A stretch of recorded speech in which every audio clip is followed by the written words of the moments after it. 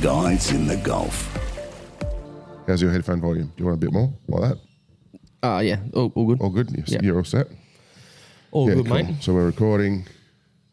Yes. Yeah, no, we were just sitting here arguing over song nominations because we do have veto powers if a song gets nominated, which the other one doesn't want. Ash just told me what one of the songs he's nominating, and I'm not very impressed. But anyway, we'll find out about that later on. No, I've got a couple, so it's all good. Yeah, the first one you showed me was bloody beautiful. Bloody awesome. Yeah. What we've missed a few weeks, mate. It's been just hard trying to get you into gear, mate. Yeah, my fault. Ash is bloody getting flown out, bloody medevaced out, and well, not flown out, but you were pretty crook when I got back. Oh, while I was gone. Yeah, while you're away. And then when I got very sick. Yeah, then when I got back, I was sick. Or I come back with my son Artie, and he was sick, and then I got sick. Then my parents got sick, and everyone's been sick here, mate, and it's been proper sick too. Yeah, it's about as sick as I've been, I reckon. For probably the last time I felt that shit was when I got my appendix out, I reckon. Oh, yeah, and you did carry on a bit back then, yeah. Oh, yeah, that was painful. But no, I was yeah. You came to visit me in Darwin, didn't you, after that? Yeah. Yeah, I could barely bloody move. Yeah, I had to go get beers for you every time you wanted one. I don't think I was drinking. Yeah, I don't think you were either. Yeah, you're on zeros. No, we didn't. I don't even think zeros were a thing then. No, I reckon because you're on like the Carlton Zero or something. Maybe. It was like Carlton Zero. Anyway. Yeah, a lot been going on around here, mate. Oh, it's been non-stop. Yeah, well, starting with last night, Territory Night. Territory Day in the Northern Territory, 1st of July. Yeah, self-government day. Yeah. So sort of like our Independence Day, I suppose. Yeah, although we're not really independent from Australia, like, we're independent, governing independently from, what was it, we independent from South Australia or something was our government or something, is that right? No, we just don't have the same affiliation with federal politics as other states. Yeah, right, yeah. So we're self-governed. Yeah, perfect.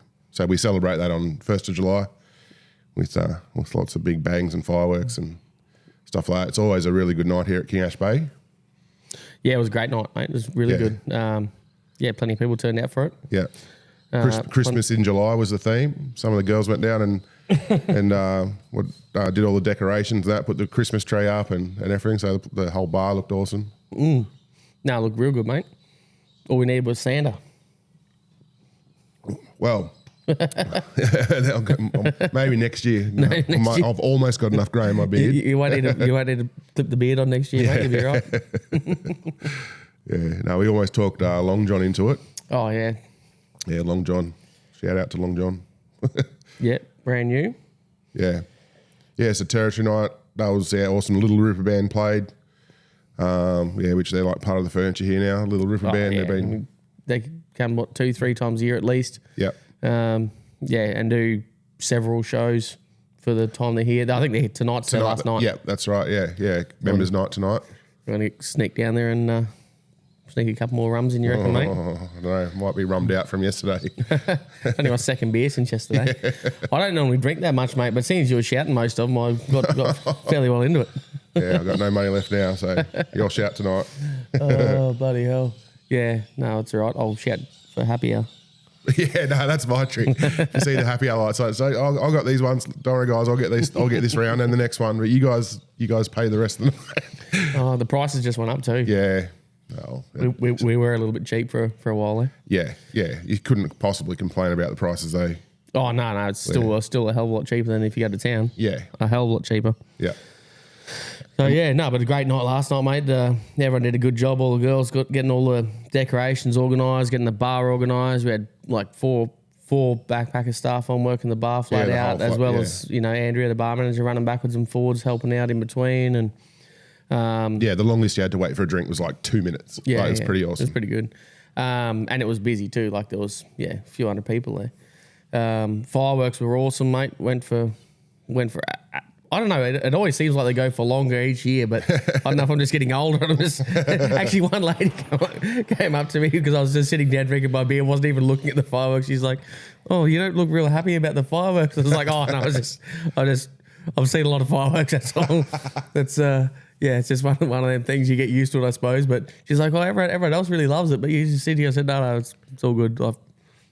34 years of territory days, mate. I've seen my fair share. Yeah, you see everyone with their phone out getting video and whatever of the fireworks. But I was over the back. I got lots of bits of B-roll and whatever. But I was getting photos of people watching fireworks. Yeah. I don't know, because I figure like the fireworks themselves, like you can just go online and Google pictures or videos of fireworks, you know. But like it's the actual experience of where it is, and you know, so that's what I was trying to capture that moment. Yeah. Yeah, no, it was good though. It was real good. It went for ages. Like I don't know. It's like I'm sure like every year I've bought less fireworks. Like I bought in dollar value, I bought less this year than I did last year. Yeah. And the price has gone up. So yeah, I don't know. It's just That was a decent sized show, mate. yeah. No, it was good. It was good. Real good. Yeah. So all the boys running around, crawling through the sand, mate, lighting all the fireworks for everyone. So. Yeah. Who was it? So William, the handyman, and he vice organised president. it. He's the head of that crew. Well, So that was a few blokes down there, was it? He wasn't the head of the crew, but he was last night. Yeah, okay. Because we had a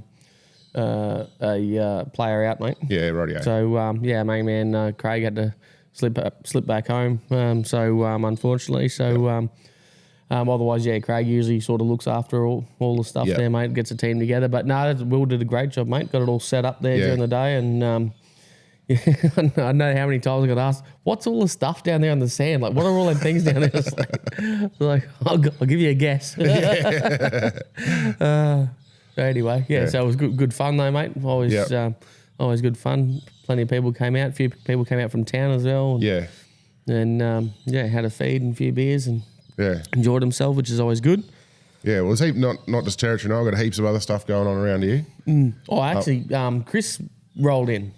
We weren't expecting him. But Chris Hamster. The hamster, yeah. Chris Hamlin, yeah. And he rolled in, our good mate from Brisbane. He comes up. He didn't come up last year, I don't think. So, actually, I think last time I saw him was at his house in Brisbane. He was showing me how to make proper espresso martinis because he reckons your ones don't look any good. Mine are a little bit backyard, but we do what we can around here, mate. So that was good to see him roll in, mate. We might catch up with him later on down the track. Yeah. Next few days we'll probably catch up with him and have a few quiet beers. Yep. Yeah, but it's all go, mate. Everything's. I think last time we spoke, we had a few issues going on with the boat ramp and roads and stuff like that. Yep. But which all seem very well under control now, especially that boat ramp. Oh yeah, the boys have done a really really good job there. Like cleaned it out really really good. No sand issues on the boat ramp now. Yep. You could launch the Titanic there again, mate, if you needed to. Yeah, no, they dug a lot of sand out of there, which is awesome. So it was great. So that's easy access to the river at all tides again, which is the way it sort of should be. But so it's that's really good. Got rid of most of it here and bit on the golf course and a bit in front of the club there, mate. So the boys could do their fireworks and they did a great job spreading it out there. So if you haven't been to the club for this year, when you get here next year, hopefully it'll look a bit better there, tidied up out the front there a bit and levelled off some of the uneven terrain. And so it looks brilliant there now. Yeah. What else? Yeah. Oh, the road. Yeah. So there's same company working on the road that worked on the boat ramp. They're a crew of they got tippers and graders and rollers and water trucks and everything, mate. The whole shooting match out there. This will be the biggest sort of upgrade and maintenance on the road that we've had for over a decade. Yeah. Oh, longer. Yeah. Since before I was here. Yeah. Okay. Yeah. So I don't think.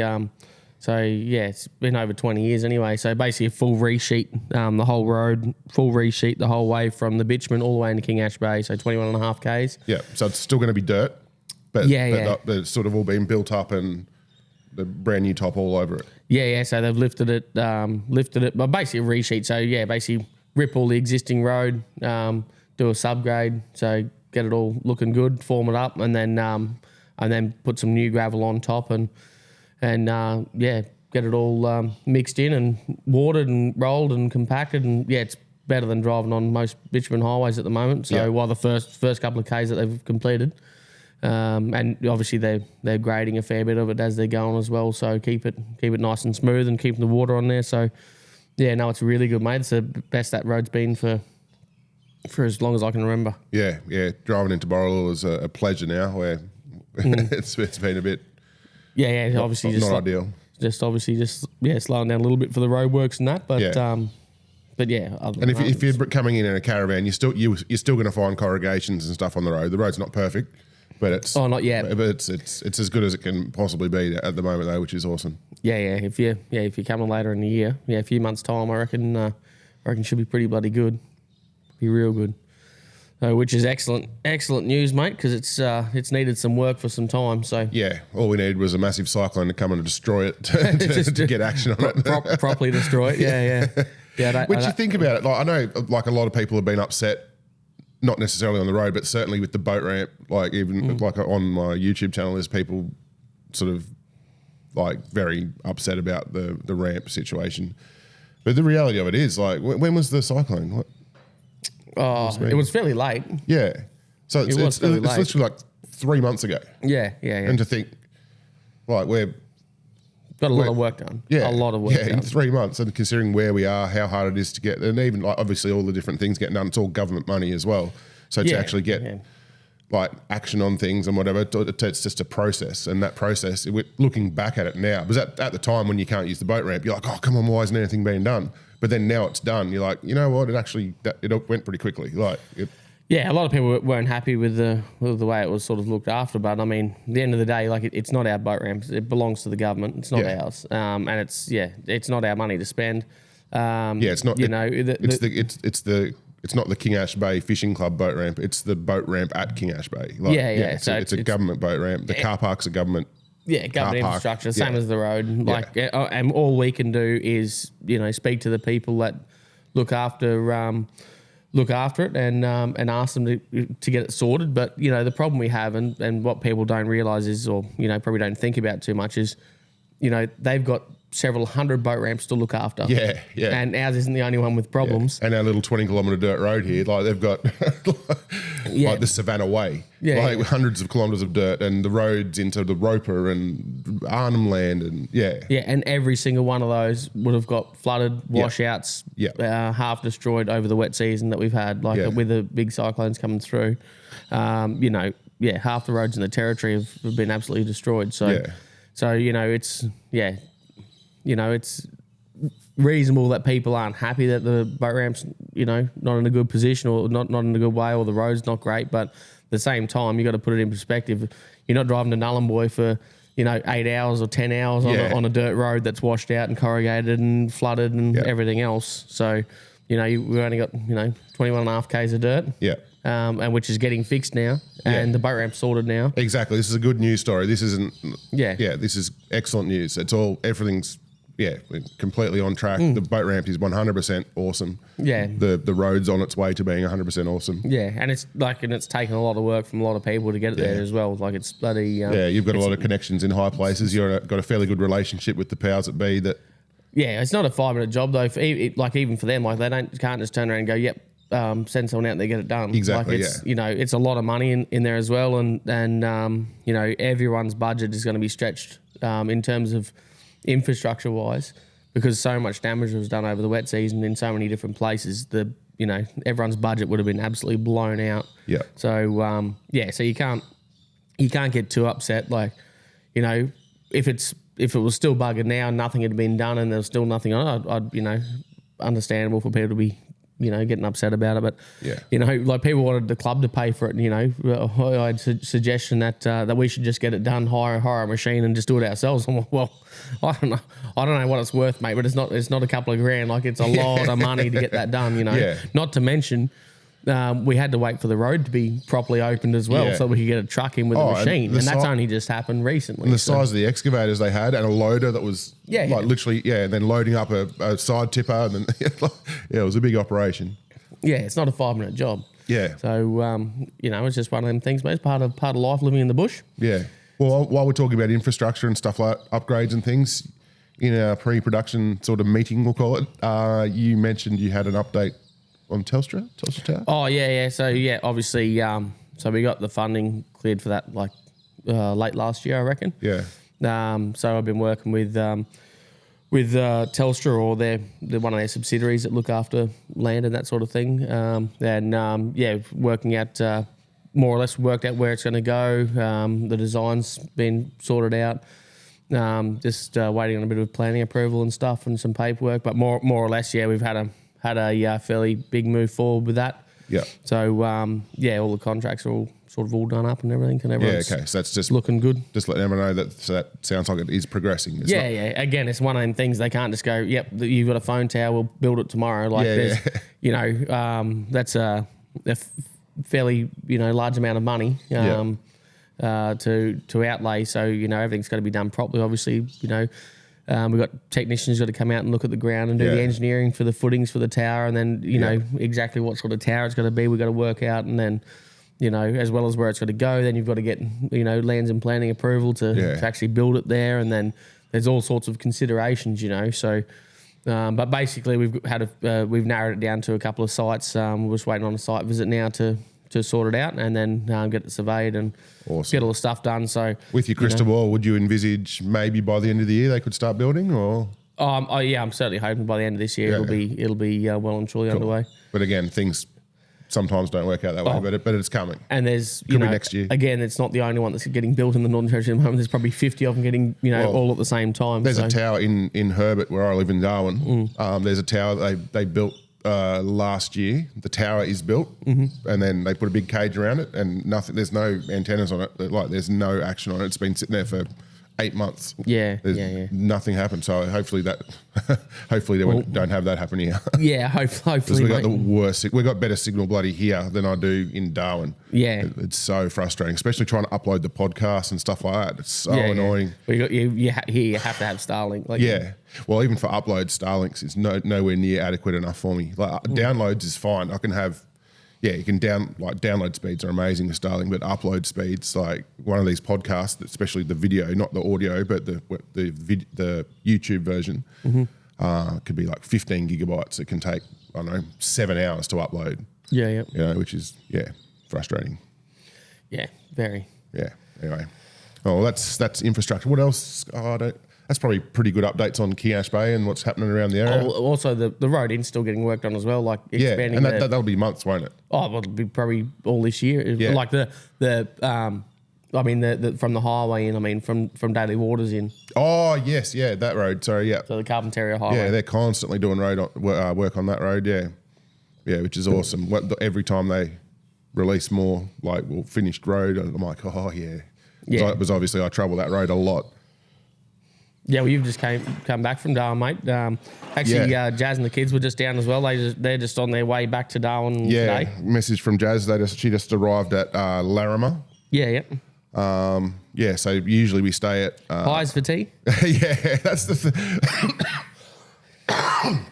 I stayed at Larrimah for the first time ever on the trip down. So Jazz and the kids have just arrived at Larrimah on the way back up. So I had the whole family here. But so she's taken both kids back. But on the way down, I took Artie with me. So my son, 6-year-old Artie, he came down with me. And we usually stay at Highway Inn, and they didn't have any rooms available. So I rang Daily Waters. They didn't have any rooms available. And shit, what do I do? So I sort of looked at the map. Oh, Larrimah, I've never stayed there. Obviously, everyone knows about Larrimah. They know about it now. So I rang them up, and they had a room. So we ended up staying there, and we had a good night, little Artie and I. There wasn't many people there. It was pretty quiet, but it was pizza night. So they had even the beers, like the beer fridge is over there, and you pay at the counter. So you sort of go help yourself to a beer from the fridge, and then you walk over and pay for it. I don't know. It's real outback, I suppose. It's very laid back. There was an entertainer, a musician out there playing, and my son Artie got to sit and watch him. And there's people in the crowd that are listening to the musician saying, "Oh, young fella, go put another log on the fire." And Artie would go over and grab a log and put it on the fire. And so we had they got a freshwater crocodile there named Agro, I think, as well. So my son was standing there watching him. So we had great fun at Larrimah on the way down. Oh, pardon me. Yeah, so that was good. So I never stayed there before. But the funny thing is, when I got here and I told people where I stayed, everyone has the joke, no one went missing, did they? Or did you try the pies? You didn't end up in a meat pie, did you?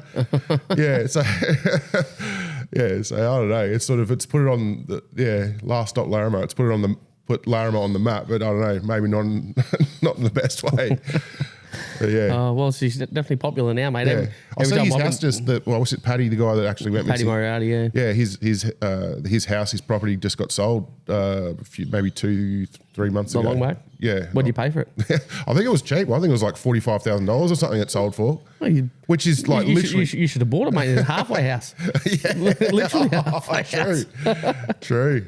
Yeah, no, it's... yeah, that was good. But yeah, so Artie, let me think. So yeah, we got to King Ash Bay. It was actually his birthday while he was here. So we got him, my wife and I, we got him a little motorbike, it's just a Chinese one, but a little 47cc 2-stroke, like a Pee-wee 50 sort of equivalent. Yeah, and he sort of learnt to ride that while he was here. And yeah, I took him out bush. I took him for a couple of big rides. Like I was in the car and he was riding out in front. Even Bullfrog came on his 2-wheeler on one of them. And we went way out bush. Like, I don't know, the whole ride was probably 10 Ks. Yeah. And he's on this little motorbike. Yeah, he crashed it once. He came off the back. Yeah, he sort of did a little bit of a wheelie and came off the back. But a few tears. And then, yeah, he decided he still wanted to ride home. So yeah, he got back on the bike. So yeah, no, it's pretty cool. It's good to see kids having fun like that. That way, like it's much better than watching bloody playing on an iPad or definitely watching TV or something like that. Well, yeah, I think he had an absolute ripper trip because between the motorbike and then like my parents are here at the moment and my dad took him fishing twice with Chris. Yeah. So the two of them took him out fishing. So they went out fishing twice, and Artie caught heaps of little brim and stuff like that. But the highlight for him was his big shovel nose shark. He caught, and so he's last night. Yeah, he's going around camp telling, "Oh, I caught a shark! I caught a shovel nose shark!" He's yelling out the window of the car, just random people. "I caught a shark!" Yeah, so he loved that. I think he needed help winding that one in. You know how heavy they can be. Yeah, so that was that's a bit of a catch up for me, I suppose, over the last few weeks. Yeah, since I've been back, so they're gone now. So I've got to get back to some serious work now. Got to get out there. Videos. Yeah, although Flanders isn't operational. Got the the trim relay. So the motor trims down, but it won't trim up. Yeah. So I've got a part on order from the US. So I probably won't arrive this trip, but I've got Flanders 2 next door. Not Flanders, as my dad calls it. Normie's boat. Yeah. So there's plenty of boats around. I'll still get out there. We've got a couple of plans over the next little while.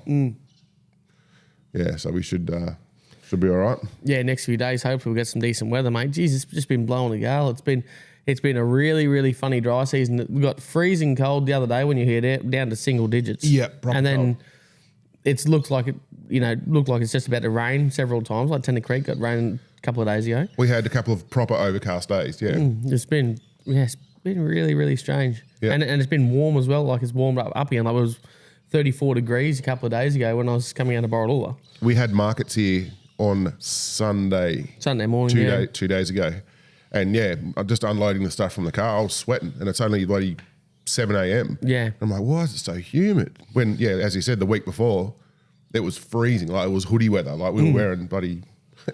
Well, winter solstice was last week. So what's that? The shortest day of the year. Yep. So it starts warming up soon, mate. Like we've only got sort of one more proper month of 1.5 months probably of proper dry season. Yeah. Then we start getting into that swing season, moving back into the build-up. It's amazing how that just happens every year. Like it's just what it does, but it comes around so quick. Yeah. By the time, if you're a young fella listening to this, mate, enjoy yourself because the days and years, weeks, months go a lot quicker. I reckon. I'm only what am I? 34. Yeah. Yeah, 34, mate. And I reckon every year, I reckon they take a month off. It's gone that quick. I can't believe we're July already. So. Yeah. Oh, which means Turbo Brain next month is the Northern Territory election, which Turbo Brain goes to Gillnet's. Both. Oh yeah. Both parties have decided that the Gillnet, what do they say? Basically, they want to buy back licenses for Barramundi fishing. Yeah, I think so. So basically, I think the Labor Party came out and said if we're re-elected, we're going to ban commercial gillnet fishing or phase it out over our next 4-year term if we're re-elected. The CLP quickly followed and said more or less the same thing. I think they offered $15 million, I think, as compensation or basically they've offered up $15 million to buy back licenses. Look, there's only 12 licenses in the whole territory. Yeah, okay. Well, it's for whatever reason, it has blown up as a big topic over the last 12 months. Oh, it's been massive, and it's been we've followed suit with Queensland a little bit. Queensland have started saying, we're phasing out gillnets. They've certainly phased out gillnets in the Gulf of Carpentaria, or phasing out gillnets in the Gulf of Carpentaria. So on the Queensland side, yeah, on the Queensland side. So and then the different people in rec fishing have been saying, well, if they're doing it, we should be doing it too. We want this to be the premier barra fishing location, or the rest, which is, in layman's terms, makes sense. If you don't have any commercial effort, there'll be more big barra there. Yeah, and no doubt there will, but to what degree, I don't know. Yeah, and it's weird because we're sort of, I don't know, we're fairly blasé about it. We've spoken about it on the podcast a few times, and we're sort of, I don't even know how to say it, but like, let's just say we're on the fence of like, you want to be able to, people that don't go fishing, should they be able to go and buy a wild caught barramundi and have it at a restaurant or whatever? So how's that going to happen if there's no commercial people fishing? But let me just go back one step. The reason why we're here where we are specifically, it doesn't affect us here. This will affect us zero here because we haven't had gillnets here. And it's been like, what zone is it here? Why are there no gillnets, and for how long? And there's been a closure line from Sharker Point across to the bottom of West Island or something, I think. So anywhere around the Cerebral Pella group of islands, there's been basically no commercial, other than mud crab, no commercial fishing. Yep. Like obviously we have prawn trawlers that operate way out. Yep. And previously, years gone by, we had commercial barra fishermen that would unload at Mule Creek years and years ago, but they can't fish anywhere from Sharker Point across, so basically anywhere out the front here. Yeah. And how many metre has you caught? None, mate. I know. Yeah, I don't know. I don't know. It's to me, I think I agree a little bit with what the Seafood Council have said, that it's a bit of a, that the way they see it is just a bit of a vote grab. Yeah. Which, at the end of the day, mate, the Labor Party have been in power for the last, 7.5 years. If they wanted to phase it out, they could have phased it out, plenty of times. Yeah. Why do they wait until a couple of months before the election, or a month before the election to say, we're going to do this? I think we would be a lot more passionate about it if we did have, if they were allowed to, and we had people with barra licenses out, like netting out the front of the MacArthur River, we would be very much going ban gillnets, So that's, no one wants to see. Of course, you don't want people taking bulk fish out of your favourite river. Yeah. So that's I think that's a factor in our opinions. I reckon that it doesn't affect us here. Well, another thing is too, like I was talking to a mate of mine from North Queensland who's been here over the last week or so. And he was saying that over where he lives, like he gets plenty of good barra over there. He said, but since they stopped doing the commercial gill netting barra fishing there in the river, he said the amount of sharks they have there now is just absolutely like crazy. So the shark populations have just absolutely blown up. I watched a TikTok video from Mark Berg. I saw that today too. Yeah, we must have the same algorithm. Yeah. The amount of times I'll send you something and then you'll be like, I was just about to send you that. Yeah. Or I sent you that this morning. Yeah. Mark Berg talking about sharks, and I couldn't agree more. It definitely seems like there's a lot more around, and why are we protecting them? Like if there's an endangered, like if they're genuinely on the endangered list or whatever, and they're at threat of extinction and things like that, definitely like look after them. But like things like bull sharks and whatever, there's millions of them. Like, well, you need to have it, mate. Like I've said to everyone, my opinion would be solely, like if I was in government, my opinion would be solely based on science and empirical data that's given to me by somebody who knows what they're talking about. Yeah. I would not just follow suit with anyone else. I would want to be able to go down to the pub, have a beer, and a bloke come and say to me, "Hey mate, how come you're phasing out gillnet fishing, or how come you're not phasing out gillnet fishing?" And be able to say, "Well, this is all the data. Yes. This is what the experts have told us. Yep. And this is why." And if it's no different to here at the club. Like if I don't know something, if we got a project on or we're doing something or something big's happening, if I don't know, I'll speak to somebody who does. Yeah. You know what I mean? I won't just make a decision based on my opinion, my personal opinion or my personal preference. Yeah. It'll be based on what somebody who knows more about it than I do is telling me, "Oh, this is the way you should approach this," or "This is the way you should look at it." But I don't know. I think certainly from the commercial guy's point of view, I mean, they'd be very upset about it, no doubt. Yeah. Having said that, I think a lot of the licenses are owned by one big company owns a lot of the licenses. Okay. I think there's only about 12 licenses, I think, in the Northern Territory, barra licenses, something like that.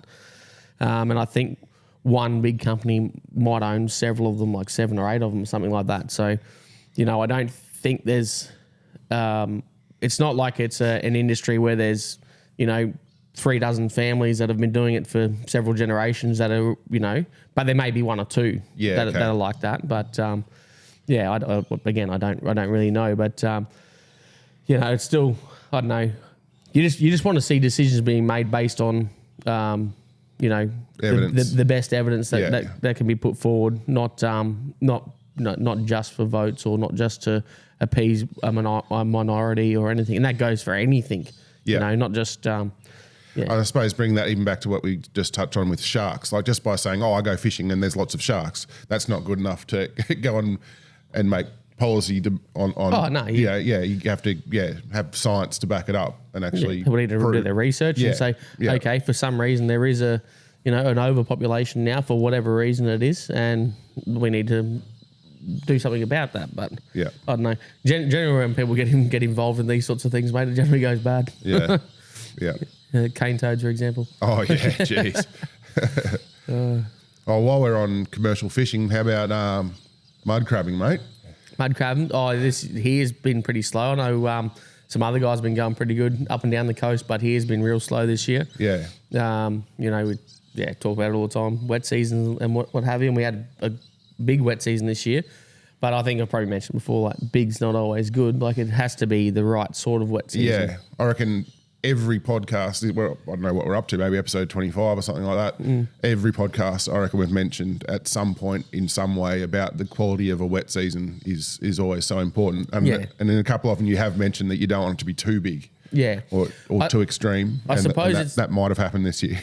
Yeah. Well, that's the thing. We had 2 cyclones back to back, which pretty much, and it wouldn't have mattered so much if the cyclones had to come from the east or the west or, and gone along the coastline. But because they pretty much both came from the north and then went inland over the catchment, that's, we got obviously big flood from that. So that's the real problem. A lot of water, real quick. The river came up really fast, dropped relatively quickly as well. Yeah. And then so therefore left all sediment and sand and silt and stuff. You go from, and we've spoken about this in previous episodes recently, you go from Barramundi down to the coast by boat, like the amount of sand is millions and millions of tons of sand on the banks of the river where there was never sand before. There must be some station upstream somewhere that's like got a massive hole in the ground missing all their sand. It's come from somewhere. Exactly. It's amazing. Yeah. So tell me about last year mud crabbing. So you would crab all year. You were catching lots of crabs, right? Yeah, really good numbers last year. So they're not all local crabs. They must be moving in. Yeah, for sure. So usually, I mean, we've been through the cycle of it before, but like wet season normally, end of the like Christmas time, New Year's, you don't get bugger all. Normally they go out to sea. They reproduce. Females get impregnated here or whatever, they get serviced here, and then they go out to sea. They release their 3-4 million eggs or whatever out in the ocean, and then they don't even look like crabs at that stage. They're almost microscopic. They're very tiny. They grow fairly quickly outside, and then they come back in with the currents back into the coastline again as small crab, and start feeding whatever in the mangroves and along the coastal flats, and quite quickly grow up. The life cycle of the crab's only sort of 3-4 years maximum. Yeah. So they grow very, very quickly, which is why we can fish for them and get massive numbers. Yeah. And still be able to fish next year. Yeah, they're almost like insects. Like yeah. There's literally trillions and trillions of them. But when you have a season like this, the crabs, whether it's, I think they just know. It's like birds know when the cyclone's coming. They all head inland. They know several days before. Before old sailors and things, would look at seabirds or see animals, see creatures and, fish, whatever, and they'd go, oh, there's something going on, there's a change in the weather or whatever coming, and sure enough, there would be. I mean, even when you do your coxswain's ticket now, they, or when I did mine, I don't know, 15, 16 years ago or something, they spoke about when you look at, weather, they say, this is one way to look out for a change in the weather or like a storm front or something like that approaching is, seabirds, things like that. Yeah, so right. animals know. I think it's the same thing with the crabs here. I think they know that we've had this big flood and they know that this, I don't know if it's to do with salinity levels or temperature or, the so that's not moving in. Different. Because the crab season started off okay. Yeah, there's but a that few. was just like catching local crabs, but there's just not ones moving in this year. Yeah. So for the average punter out there visiting King Ash Bay this year, you'll go out there, you'll put your pots in. You will get crabs in there, but you might get some old ones. Yeah. Like old. A lot of undersized, small ones. Yeah. But there's just not enough there to support the big numbers that we normally have. Yeah. Because obviously they come through and they're hundreds of thousands, millions, whatever.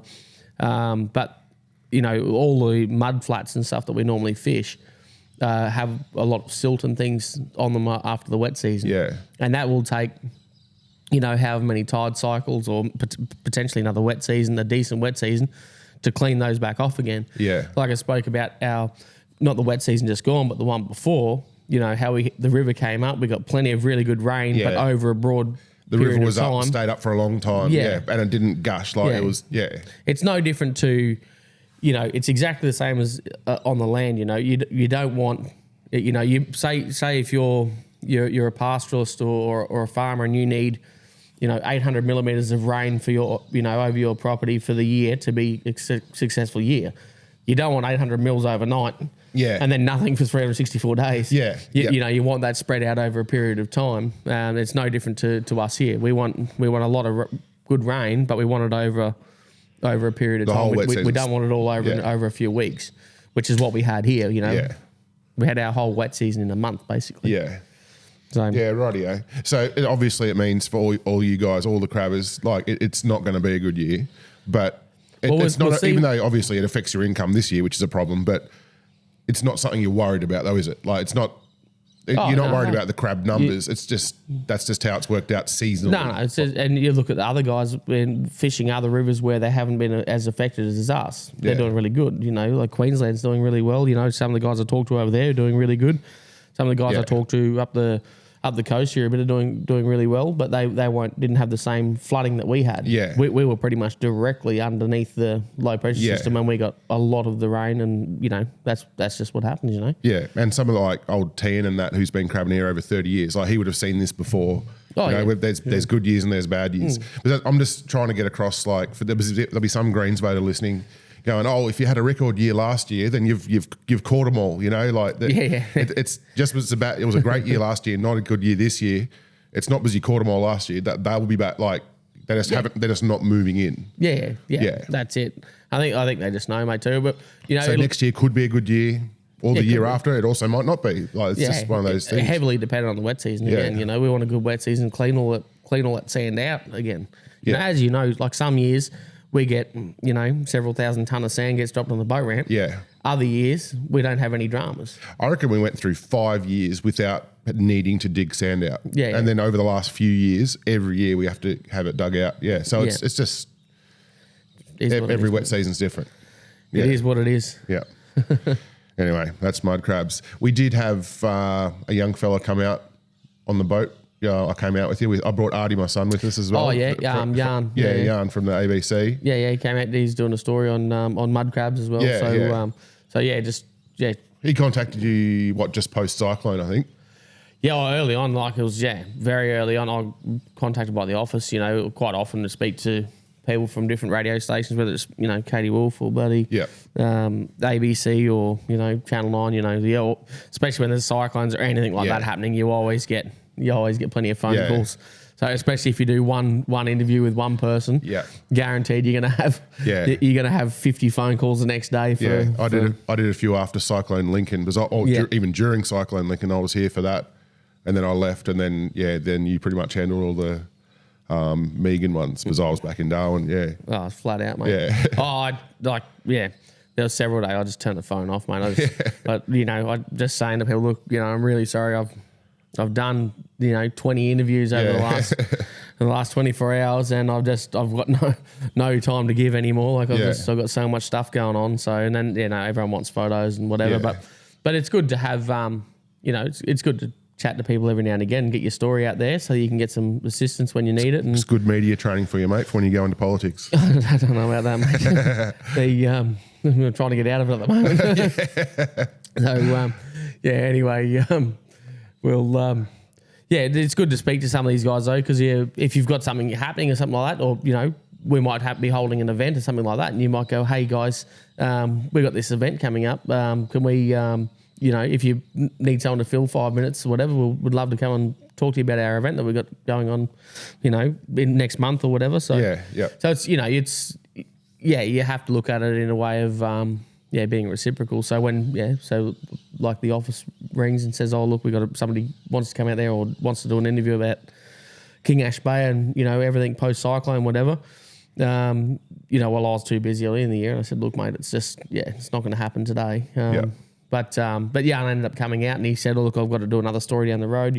I'll come out and say good day, and actually, love to go and have a talk to you about what the crab season's like this year and." King Ash Bay, what's going on at King Ash Bay, and what's it like post cyclone, whatever. So he came out. We went and had a day with him. Took him down the river. Gave him to mullet for a couple of hours to have a look how mullet works. So who knows what was said? Crikey. Talked to some of. I think he spoke to Yu Ming. Did an interview with Yu Ming. One of the guys that's been here for 30, 40 years crabbing, and we had a pretty extensive chat with him over the day about all different stuff. Showed him around a few of the islands and stuff. That's another story. Looking for mullet. Mullet said, "I'll be here. I'll be around this area here." And then we went searching. He was the exact opposite direction.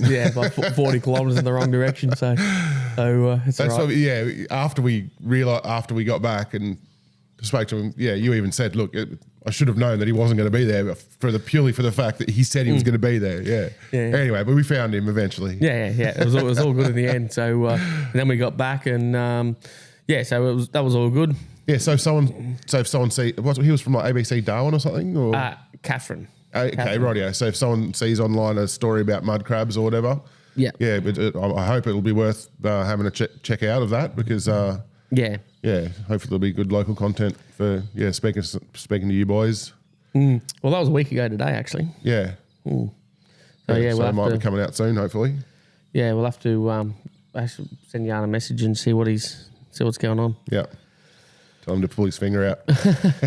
we got back, and then we went straight from doing that we went straight to the mine after that. Oh yeah, to Tuesday night. Pick up some new stuff. Yeah, got back, went and had a shower, got changed, went straight out to the mine, picked up the 2 new staff, mate. Young Jack and Hazel. Yep. Your Irish backpackers.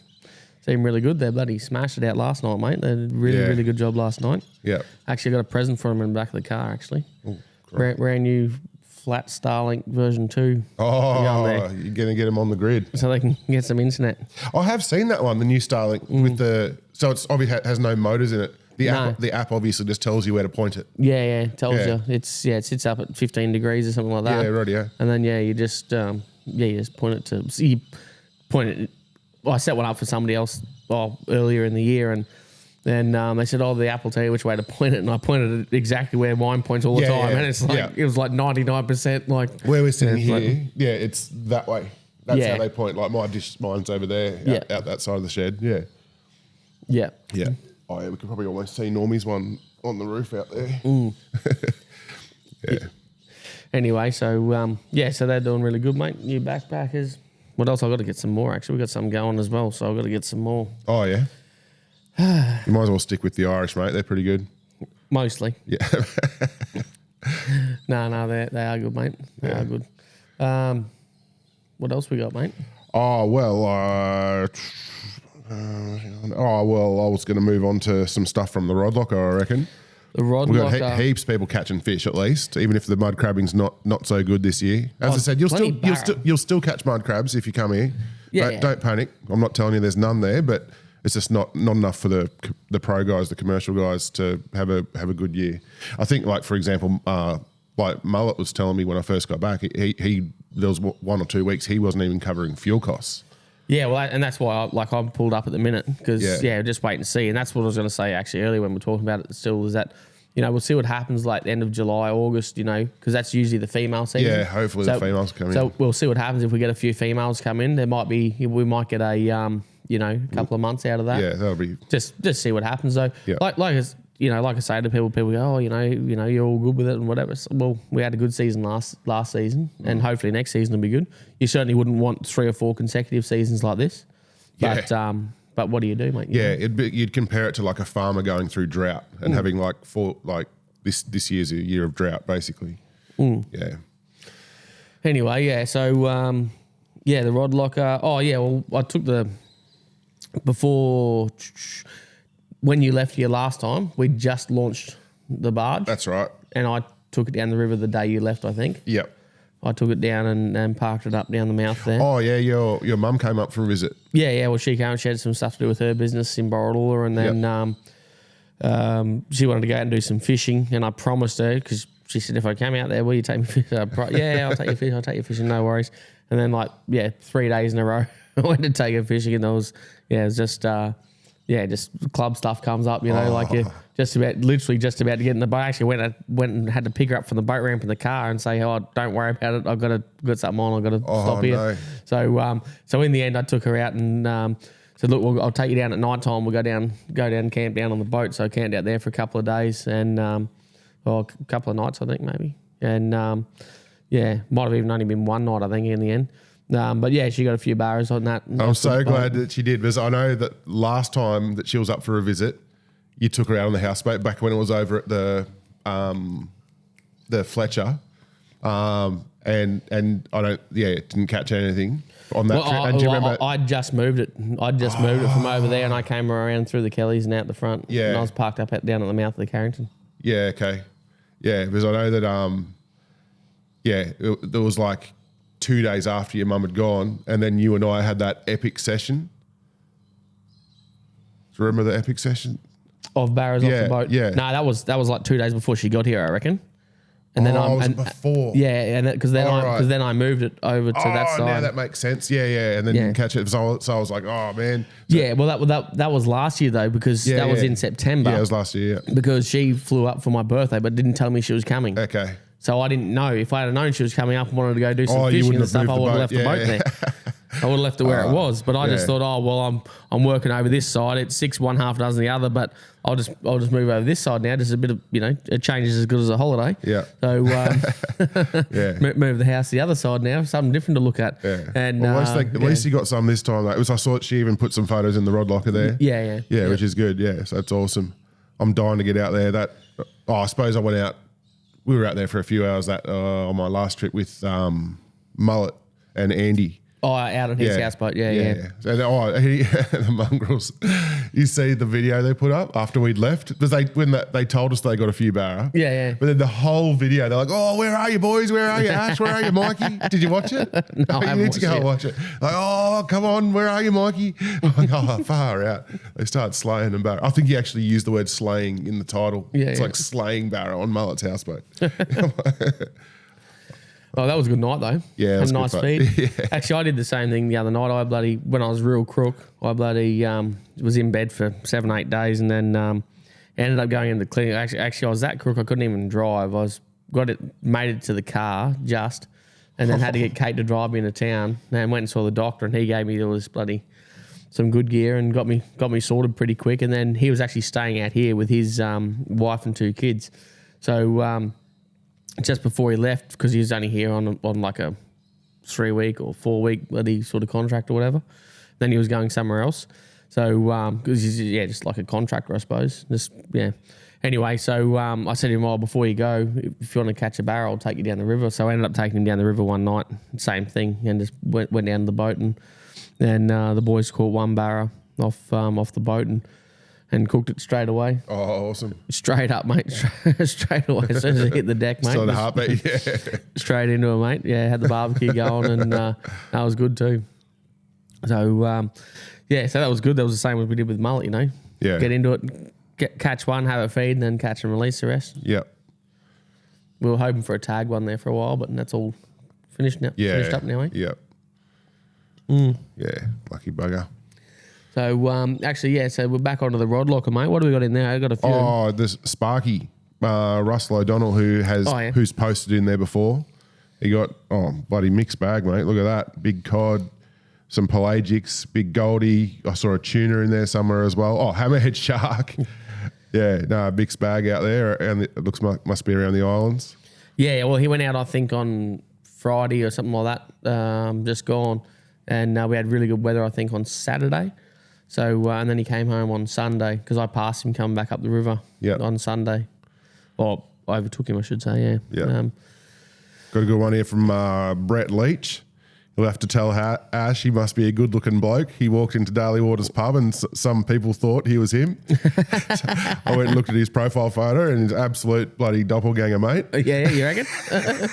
He could be his stunt double, I reckon. You've officially got a stunt double now, mate. Oh, I don't know. What year was he born? I might have to be his stunt double. Yeah. We both might need a stunt double, I don't know. He might be a few years older than you, mate, I think. So when I read that, I laughed. Anyway, that was a good one. What do we got? Scott Carmichael.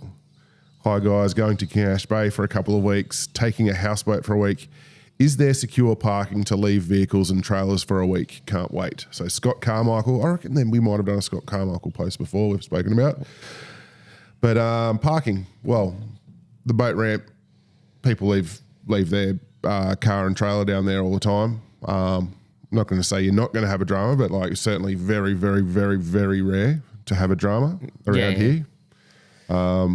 Yeah, but if you're going on a houseboat anyway, like them guys usually sort your stuff out anyway. Like they'll usually park their cars up or whatever. So yeah, speak to them guys and they'll to have it sorted. or Scotty from the houseboat. So give them a call and. Typically, I think they do. If you need it, I think they've got like a compound at King Ash Bay that they can park your car up there for while you're down there. But don't quote us on that. Don't fact check us. But I think they do that. But certainly, I would personally have no dramas leaving my car at the boat ramp for a few days. The only car I take the keys out of, mate, is this new one. Yeah, I noticed it the other day. You actually lock it as well. Oh, because the lights stay on if you don't. Oh, right, yeah. If you don't lock it, the headlights stay on. So yeah. There's a couple. Okay, so Kevin Blanchford, I reckon we've mentioned him probably 3 times before from the Rod Locker. He's actually at King Ash Bay right now. Yeah. He's been buying us rums every time he sees us at the pub too. He's a legend. Yeah, so it turns out around Cyclone Megan time, he's driven up from Victoria, him and his missus, I think. They've driven up from Victoria 3,000 kilometres. They got to Borroloola, which is like 40 minutes from here. Got to Borroloola and then got turned around because of the cyclone, and they drove all the way back. And rather than whinging about it and having the shits, they literally have just said, all right, we really want to come here. And they planned a trip for later in the year, and now they're here and they're loving it. Champions. Yeah. Legends. Yeah. So 9,000 kilometre drive to get to Barramundi. Wow. Or King Ash Bay for the first time, yeah. 3,000 up, 3,000 back, 3,000 up again. Bloody hell. So Kevin there, he's a very active member in the Rod Locker. He uploads a lot of stuff there. I see he representing the merch as well. Oh yeah, he's a champion, mate. He's an absolute legend. Yeah, I met him down the club there plenty of times now. He's a bloody legend. Yeah. Another couple of fellas I run into, Noel Toms. They were here recently. I think that during their trip, they've uploaded a few, like there's Barra pics there. Yeah. And I'm sure there wasn't... I think the young fella caught his first Barra. There it is, yeah. Boy's first Barra today, 70 centimetres, and that was 5 days ago. And then, then 4 days ago. So then, the young fella's holding up another Barra.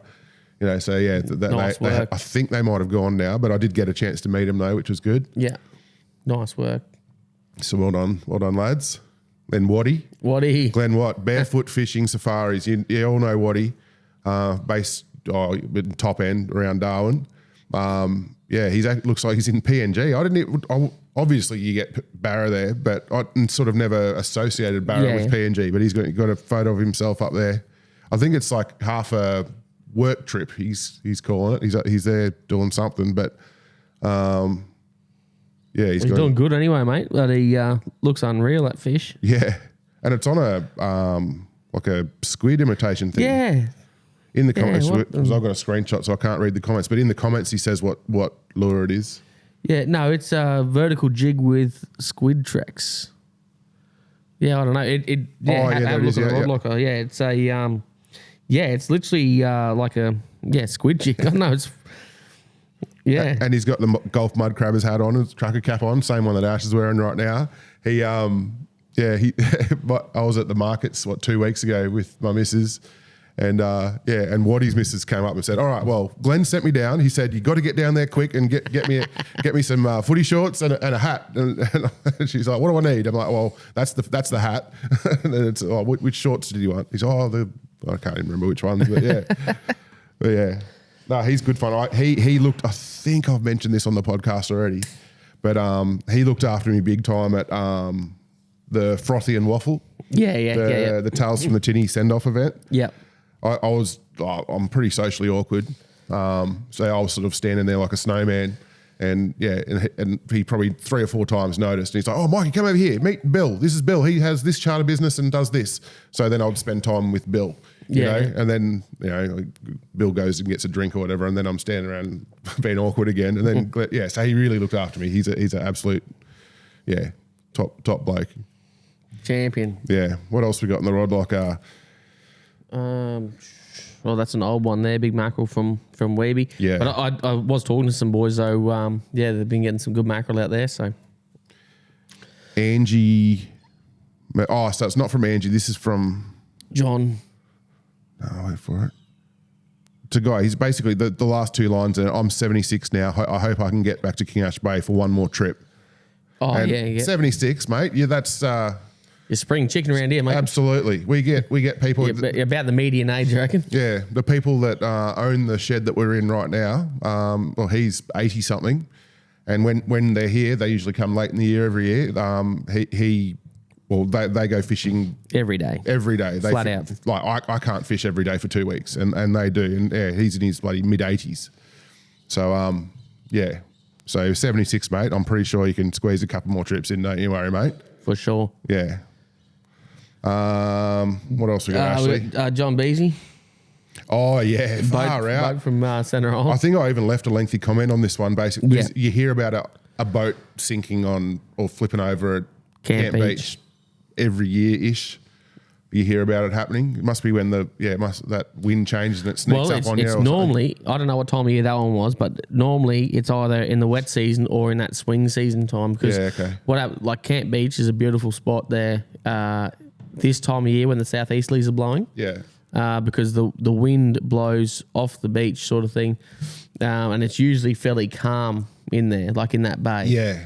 But... Well, it'd be totally protected from the southeasterly because it's a bit of a hill there as well. Yeah. So, but then you get a little bit of swell rolls in there, and the way the beach is formed, it's pretty much the only closest thing we've got to a surf beach anywhere near here.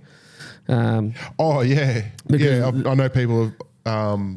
I've heard people surfing there. Yeah. Yeah. So in like wet season time. So what happens is in the swing season, like we say, September, October, whatever, the wind starts swinging around more to the northeast. And then you get that bit of a swell as well. So when you get them big winds from out there, the ocean swell sort of picks up a bit, and then the waves actually break on that beach. And then because it's got those false. It's got like sand banks, and then it'll go deep again. Then another bank. So that must the waves break on those the sand banks. Yeah, I've done a few rescue missions there now. Yeah. I've towed a couple of boats back from there. Done a few rescue missions over there for when people sunk boats. And it was like one day that I did one was it was like wet season. There was a bit of a tropical low, wasn't a cyclone, but a bit of a low in the Gulf. And there's these big bands of squalls coming through. And it was that rough that I had to jump out of the boat and swim into the beach to get guys out of the shack to say, hey, I'm here to pick you up. Let's go. Oh. Nothing we can do for your boat now. Yeah. Gonna have to sort that one out later. But at least come and jump in the boat. So John there, his caption is this is on Centre Island where I have a shack. Been going there since 1987 for most years. This trip was last year and we were there for 1 hour when this happened. A northerly wind and had not had the chance to anchor correctly. The rest is history. And so for those of you just listening, there's a video on here which basically has their beautiful big centre console boat upside down in the sand. They are in high spirits though. There's a lot of they might have had a few tins by the time there's a bit of a language warning on that one, guys, if you want to go listen to that. But they've all got smiles on their faces. Well, so what else do you do, mate? Yeah, I suppose. At least it's a nice spot. Oh yeah, you got the same one up as me there. Yeah. So Dad there, Charlie McDonald. If we go forward to that photo there. What's the young fella's name's Pat, I think. Yeah, Patrick. Yeah. Yeah. So in the rod locker, there's a photo of you with young Pat. Pat must be, I have no idea how old. He's that big. I'd be the same age as Artie, maybe a bit year or older. two older, maybe 7 or 8 or something like that. But there's a photo with Pat with mullet. Very obviously the young kids are very excited to meet mullet. He's a crowd favourite. And the next photo is at the bar meeting you. And then, because I wasn't here at the time, so the young fella was a bit disappointed. And then I happened to be just parked on the side of the road getting reception at Cape Crawford on the way in. And and the car, I think it was people they were travelling with, the car in front. They came, the wheels locked up on the car, not the trailer, but they skidded for 40 metres next to me.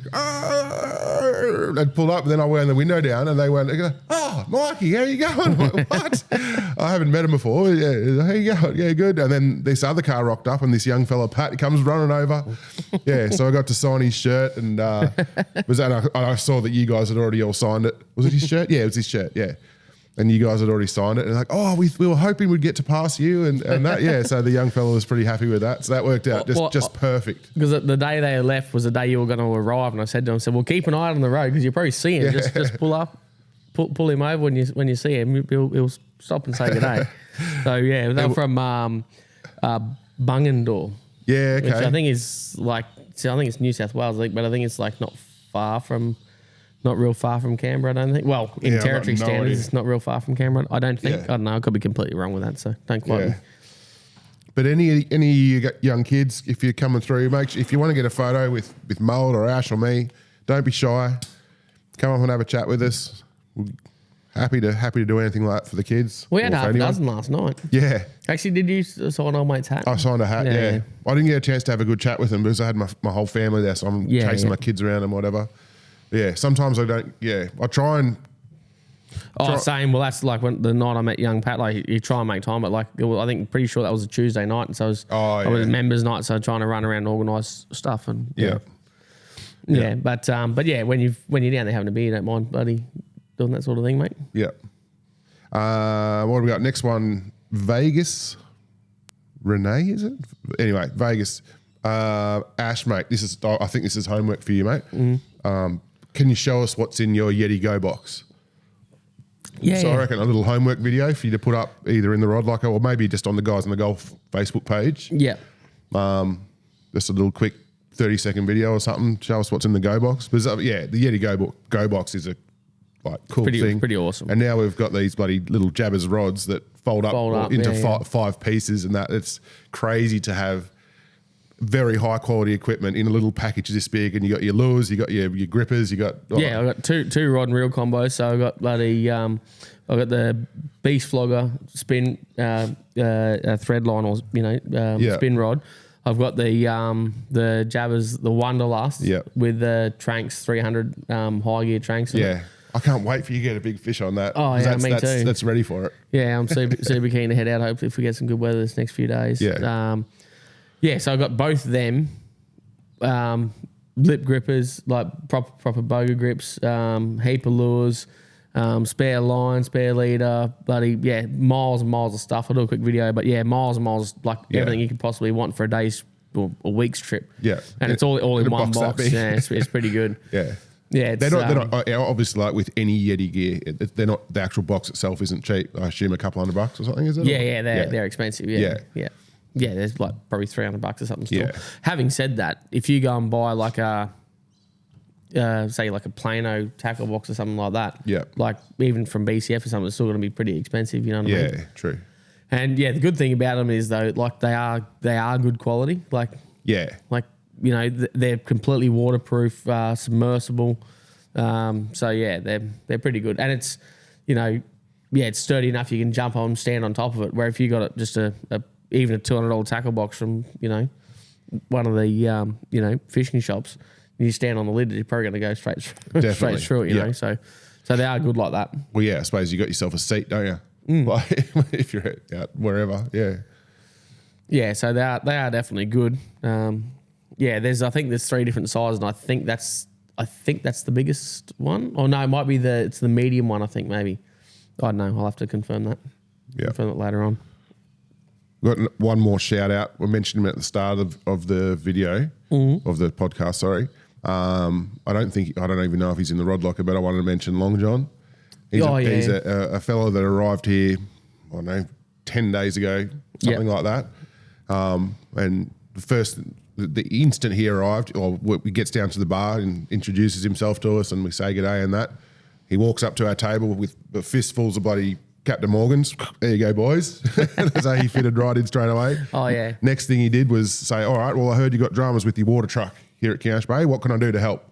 And then I know he's spent time on the water truck with some of the other fellas. Yeah. Like getting, I don't even know what's wrong with it at the moment, but it's always something. Always something.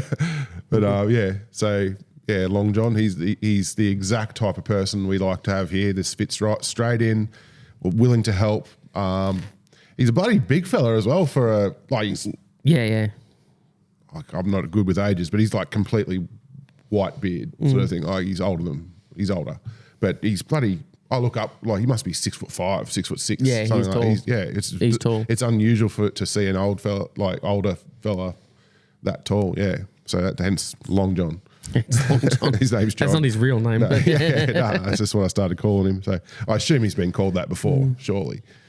Anyway, that was a bit of a shout out. So thanks, Long John, for I think he's getting ready to pack up. I think he's. Yeah, I saw him packing up because he's camped across from me. So he's packing up there today. He's like, daughter's just got engaged or something like that. So they're going back for something.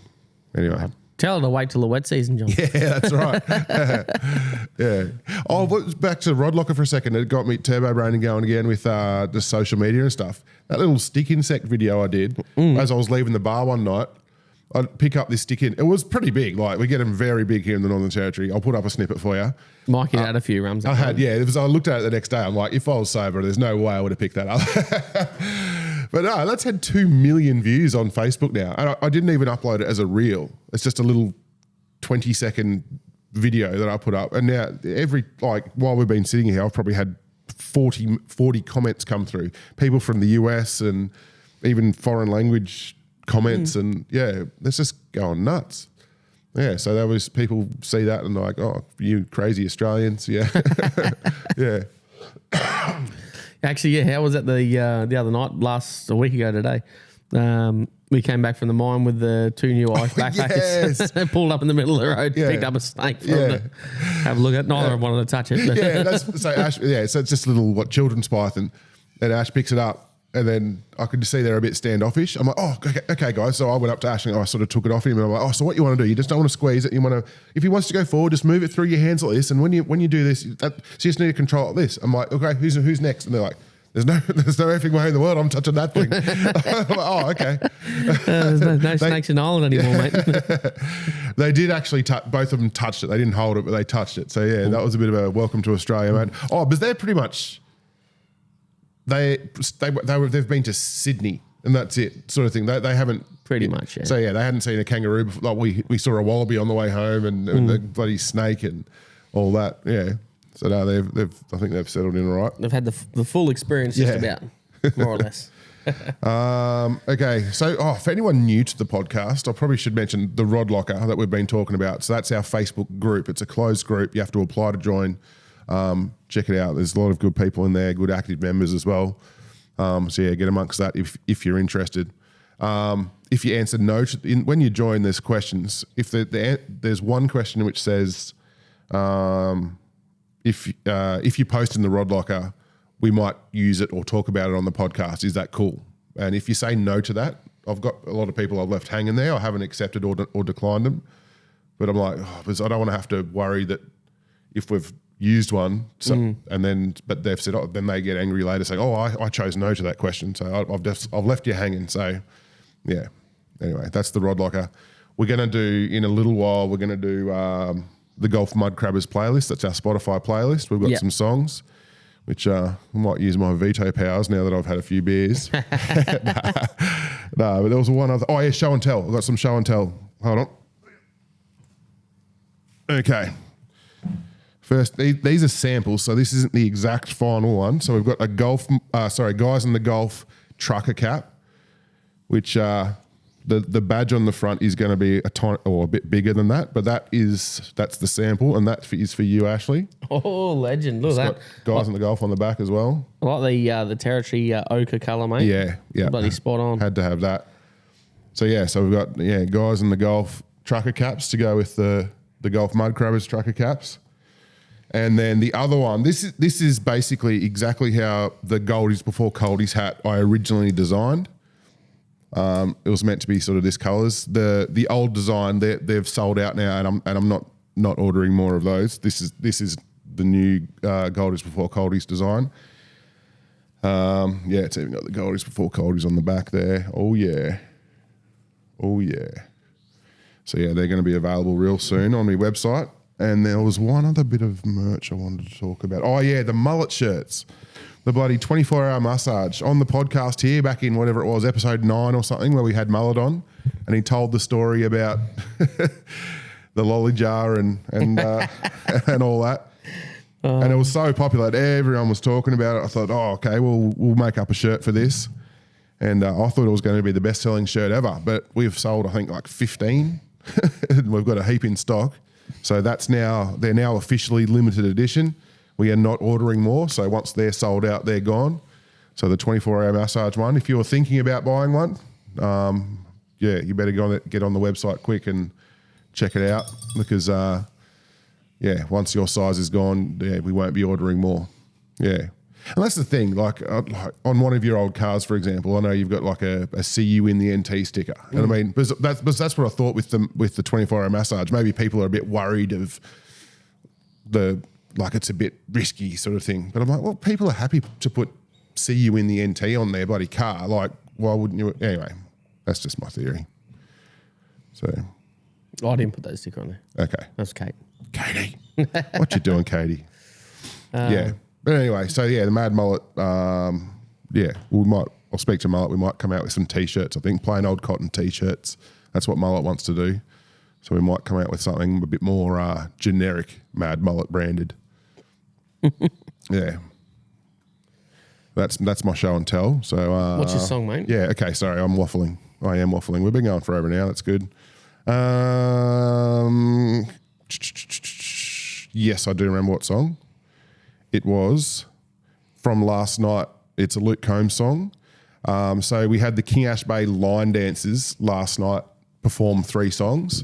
You did very well too, just quietly. Yeah. Your mum at the lead, there. mate. Yeah. So I know that the ladies have been practicing as well. Like even without my mum, she does on Tuesdays. Line dancing lessons. Yeah, down at the bar in the mornings. But I know some of the ladies that have never done line dancing before, for example, and they were practicing their hearts out. So they were gathering at caravans and whatever in the days leading up, or getting together and making sure they're getting their steps right and that. But they did 3 songs. Probably all 3 of these songs could go on the playlist. But the one I want to add is Luke Combs' Honky Tonk Highway. Yeah, it was pretty good. That was the first track that they dance to. And I must say the sound system as well, the new speakers there. Yeah, mate, we had cranking because I was in control of the music for picked the those winner. songs, and that worked out really well. So that was what's it called, Top End Music Centre or something in Darwin on Stewart Highway. There we bought that from. Yeah, I it's spent like bloody 11 mile or something. Yeah. spent bloody half a day there with the fella there and the work experience kid. It was like when they first opened, and it was like a $6,000 sale or whatever or more. Yeah. Anyway. Yeah, it's a fair bit. It's expensive, but Yeah. we needed it though. Like them old bloody speakers were. Well, they're over 10. They've been there forever since I've been here, so Yeah. over 10 years. Yeah, and we were down to 1 out of 4. One and a half. 1.5. Yeah. And we had the Chinese one as backup, and it was all pretty rough. But no, them new ones sound good now, and the mixing desk is a lot more simple. Like because the old school mixing desk had about 4,000 buttons on it. Yeah, it was a proper like a multi-channel with sliders and dials and stuff, and people that aren't familiar with it would look at it and they'll just freak out. But this new little desk slider, it's just got like 5 dials on it. That's it. Yeah. It's very, very, very, very simple. Yeah. Very simple. What songs you got, mate? I think you got 2, don't you? No, I've only got 1, mate. No, well, I did speak to you about it before, but no, because the Olympics this year, and I like, I really like the Men at Work Down Under thing, and Tones has done her own version of it, and but you didn't like that, so. Do you want me to do a Tones and I impression for the microphone? No. No. Mikey doesn't really like female singers, I don't think. He really doesn't like female singers. So no, anyway, but I had a real good one, which is only sort of pretty new, which is Cody Johnson, Dirt Cheap, and he only like the video for it only just came out. The music video only just came out on YouTube like yesterday or something. So, but it's a cracker of a song too. So yeah, I hadn't heard it, but you played it to me before we started, and I'm like, oh yeah, that's a good winner. one. Yeah, good story too. Really good story. What else, mate? Oh man. What's the plan? We're gonna go down the club and It's half an hour to happy hour. yeah. By the time we go home, get organised, comb my hair, put my new hat on. Well, they look really good with the new badges on. So that we've had samples, or these are samples, but we've had photos sent through of the updated sample, which is the badges on the front are a fair amount bigger, and they look really good. I'm so happy with them. Yeah, no, these are bloody excellent, mate. I like the got the embroidery on the on the back as well. So. Yeah, had to step it up. As you see, like Knuckles and that from CT's Country Trucker Caps and that, he goes all out. He puts something on the back, stuff on the sides, underneath the lid. Pictures under under the brim, all sorts of so stuff. I thought I had to step up my game a little bit by putting something on the back. He's I just see today I watched a reel or TikTok or something from him. Might have been a reel, I think. But he's done bump hat inserts now, so you can buy a country trucker cap with a bump cap insert. Yeah, so like a safety. Safety hat. So not a hard hat, but like so some sites will allow you to wear like a bump hat instead of a full hard hat. Yeah. So you can wear your CTC hat with it. So it looks just like you're wearing just a normal trucker cap, but it has like a plastic insert. Yeah. And then the other one is the stonker that he's just brought out as well. Well, I've actually got a bit of a hat collection going at home. I've traded a few hats now because I wear these ones out fairly quick. Yeah. And I know you've given me a few of them now, and so I've traded a few of them with people that have said, I've given Mullet like 10, I reckon. Sometimes you see people say, mate, I really, really want one of them hats. And it's like, here, take mine. Then they go, I'll swap you. So I've got a rack at home with like probably 70 hats on it. Yeah. So I've got a bit of a collection going now. So when I seen Knuckles came out with that stock the other day, I was like straight online, bang, I'm gonna get one and put it on the top of me hat rack. So because it's like 6 times the size of a normal hat.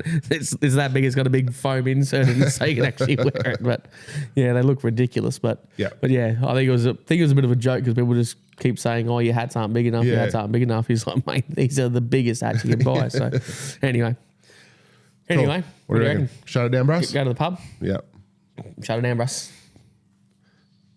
Excellent. Oh, look at that. Oh, beauty. Guides in the Gulf.